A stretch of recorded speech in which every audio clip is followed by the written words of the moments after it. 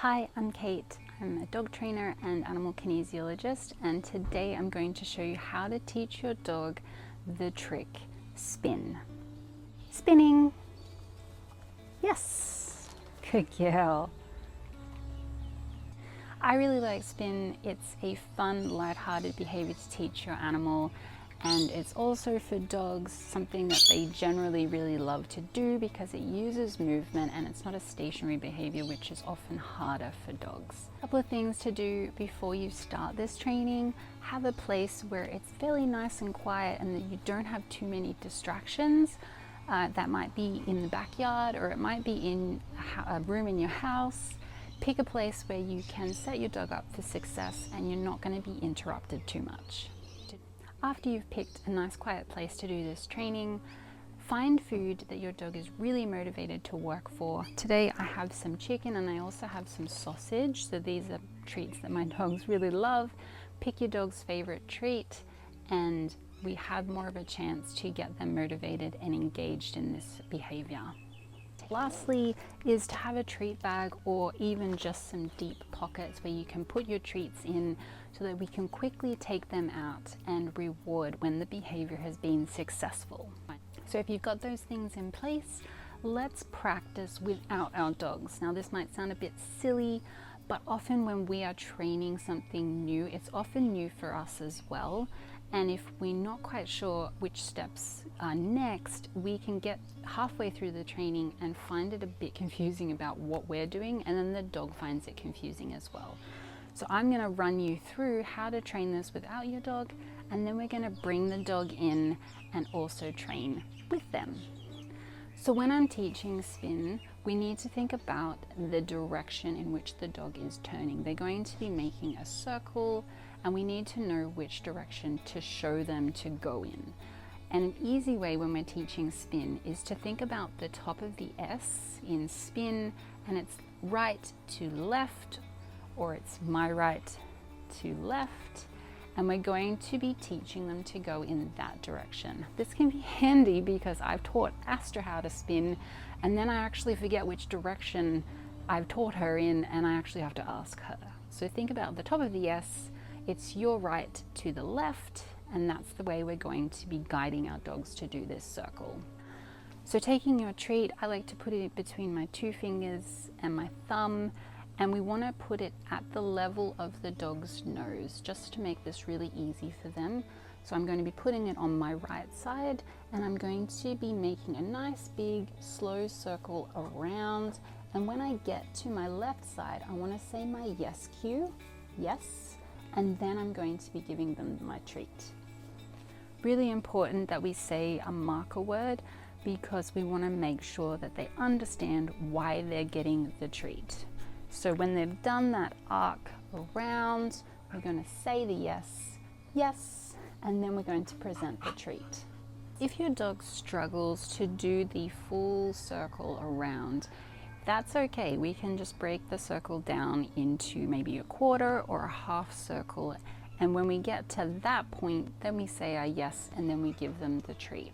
So if I was doing a quarter, I would start here, I would come round, say my yes, yes, and then I would give them the treat. If I was doing my half circle, I would bring it around, yes, and then give the treat. So if they're struggling, all we need to do is just make it a little bit easier, break the steps down, and then gradually build up to them going around in the full circle. So now we've had a practice run without our dogs, it's time to bring them in. So I like to get my dog in front of me just because it's easiest that way, so they don't have to do any behavior. We're just getting them in the vicinity in front of us. We're going to be using our treat, going to put it at the nose level and then slowly bring it around in a circle. Remember to say your yes when they've completed the circle and then give them the treat. Yes, good girl, good job. Yes, good job, nice. Yes. And if they're licking the food out of your hand, that's perfectly fine. Just grip the treat so that they're not able to bite it out of your hand or actually get it out. We want to encourage them to be motivated to get it at the end, but we don't want to have it taken out of our hands throughout the process. Sappy. So this is Sappy. She's a little dog, so I have to bend over more. Just be aware that some dogs don't like having their having humans bend over them, so just be aware of that. But if your dog is okay with it, bring it to their nose, bring it around. Yes, nice, good girl. And praise, remember to praise. Good, nice, yes. And she was a bit confused about that because she does know the advanced phase of this behavior. So what I had to do was kind of like wiggle the treat a little bit. So sometimes you have to include a bit of movement to try and get them motivated to do the circle. Sappy. Ready? Good girl. Yes, nice, good job. Good girl. Yes, nice, good job. Yes, good girl. Once they start getting the hang of the circle, you can speed the circle up a little bit. Don't do it too much. If I do a really fast circle, often dogs lose like the tracking of it and they get more confused about that. But once they do start to go, oh, I understand what this is, you can like stop exaggerating that big circle and make it a little bit more fluid. Yes. And the key is to have it right near their nose and right near their mouth, because that's really motivating for the dog to follow. If I have it away or up or to the side, it's less like they're not as connected with the treat and with following it. So have it right near her nose. She's going to try and sit. Maybe you need to get them in a standing position if they're sitting and they don't want to get out of the sit. So this is just some problem solving we're doing here. Getting that movement around, yes. And then marking and giving the treat at the end. The other thing to think about when you're teaching the circle movement is that it will depend on the size of your dog as to how big you need to make that circle or how small you can make that circle. I have Sappy, she's a cavoodle, so she can actually spin basically on a very tight circle, whereas Astra has a longer body and she needs to get a bigger circle to get her body around. So if you have a big dog, remember you want to do a really nice big wide circle at their nose.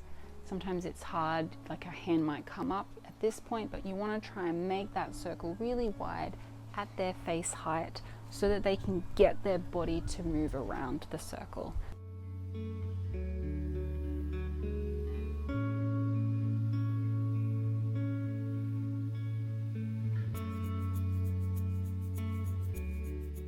Once your dog is really comfortable doing that circle with your food in your hand, so that's what we're doing at the beginning, we have it between our fingers and we're showing them to go around. The next thing we want to do is we want to put the food away, put it in your pocket or put it in your treat bag, and we want to make that same hand shape but do it without food. So we're still luring, but we're doing it without food. And the reason we want to phase food out is because at the moment it's kind of bribery. Bribery only works for so long.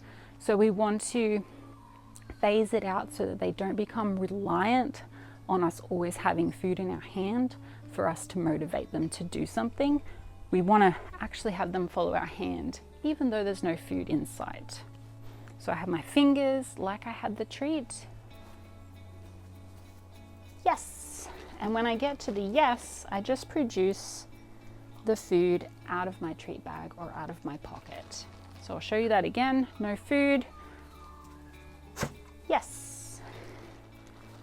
Now again, if your dog realizes that you don't have food and they're like, why would I work for that? Or they get confused because we've changed the dynamic of the situation, all you have to do is maybe go back to the quarter or the half circle. So let me just show, it's a bit hot today, so Astra wants to be in the shade. Yes, so if you know, I did a half circle there. If she was having trouble following just my hand, yes, I might just do half circles or quarter circles.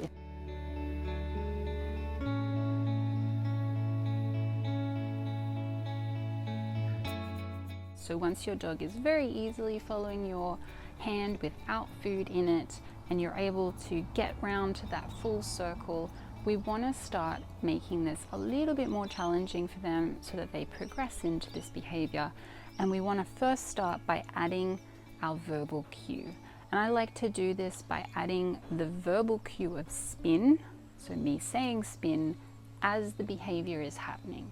So as I'm guiding the dog around, spin, I'm saying the word spin. I like to do it not before or after, but as the behavior is happening, so I can get the dog to understand that when they're doing this movement and they're hearing me say the word spin, they can start connecting that with the behavior. So the more that you're consistent with this, the more that you keep saying spin as spin is happening, eventually we'll actually be able to phase out how we do the physical cue with our hand, and we'll get to a point where we can just say the word spin and they will understand it. So I'm going to do without food, I'm going to add the spin cue. I'm actually going to say spinning for Astro because she found it hard to differentiate between sit and spin. So her cue is actually spinning, but if you're wanting to just use spin, you would just say the word spin. Luring, spinning, yes, good girl. Spinning, yes, good job. Come over here. Spinning, yes, good job, awesome. The other advanced step that I want to add to this once I start adding my spin cue is I actually want to start raising the height of my hand. So eventually the finished product of this behavior is going to be me just doing this sort of at my chest height. I won't have to bend down and do this even if I have a small dog. And the way we're going to progress that is I'm just going to gradually raise my hand higher. I want to do this really gradually so that the dog understands that it's still the same behavior, it's just my hand at a different height. Yes, good girl. Spinning, yes, nice, good girl. Spinning, yes, nice, good girl. If you find that it's really confusing or really challenging to try and do spinning, yes, and turn at the same time, as well as adding height to your hand, I recommend just separating them out. So you do one session where you are working on the spinning, adding the spinning cue to the turn, or spin was probably what you would be using. And then another session, you can add just the height of your hand, and all you need to do is show them, do the yes at the end, and give a treat. It's all about making sure that the training is easy for the dog and also for you, and later when you feel more comfortable about doing spinning and height of your hand, you can add those two together. Yes, good job. Yes, good, nice. Hi, it's Editing Kate, and I just want to add for clarification that when I'm talking about gradually lifting your hand, I'm talking about doing that over the period of several sessions or more. So if you get really comfortable luring your dog at their nose height, the next session you might choose to go a little bit higher than their nose, and then for that whole session you just lure them around at that height. And then the next session, the progression would be you go a little bit higher, and for that whole session, again, you just do it at that height. And that way, the dog is not constantly having to adjust to different heights all in the one session. So we want to keep that static for that session, that one height for that one session, and then gradually for the next session we can increase the height. If at any point your dog seems to be losing interest or feeling confused, all you need to do is go back to an easier step. So if they're feeling confused about the height of your hand, if you've raised your hand quite high and they're not quite sure what that means, just go back to lowering your hand in a position where they're still following, and then very, very gradually bring that back up. If they're being confused about following in the circle, all you need to do is break that circle up. So just make it in smaller steps so that it's easier for your dog to understand. Remember to keep your sessions nice and short and sweet. We're teaching a new behavior, so we want our dogs not to get too overwhelmed or fatigued mentally when they're learning something. So I recommend 3 to 5 minutes each session when you're teaching something new. It just ensures that it gives you that time to teach it, but also make sure that they have that learning break afterwards. I like to do a food search or have a game after my sessions, just to end on a really nice positive note. So that's the basics on how to teach spin. Let me know if you've had a go at it. I hope you have fun, and until next time, happy training.